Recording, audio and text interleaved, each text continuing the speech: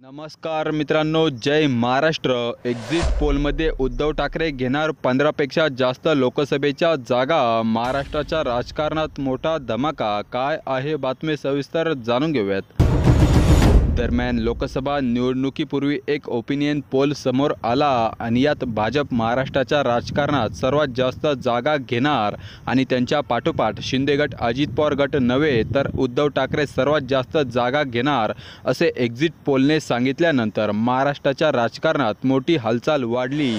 त्याला कारण म्हणजे राज्यात शिवसेनेत व राष्ट्रवादीत झालेल्या बंडानंतर शरद पवार व उद्धव ठाकरेंविषयी प्रचंड सहानुभूतीची लाट आहे। असं सर्वेंनी केलेल्या निरीक्षणानंतर उद्धव ठाकरे यांच्याच नावाचा जास्त क्रेज दिसला। लोकसभेच्या 48 जागा एवढ्या एकटे उद्धव ठाकरे यांना 15 पेक्षा जास्त जागा मिळणार असे त्या सर्वेने सांगितले। त्यामुळे उद्धव ठाकरेंना एक नवी उमंग या सर्वेने दिली असं देखील बोललं जातंय। त्यात ज्यांना आगामी विधानसभा निवडणुकीत तिकीट मिळणार नाही ते देखील मोक्यावर उद्धव ठाकरे गटात प्रवेश करून उमेदवारी मिळवणार असे म्हटले जाते।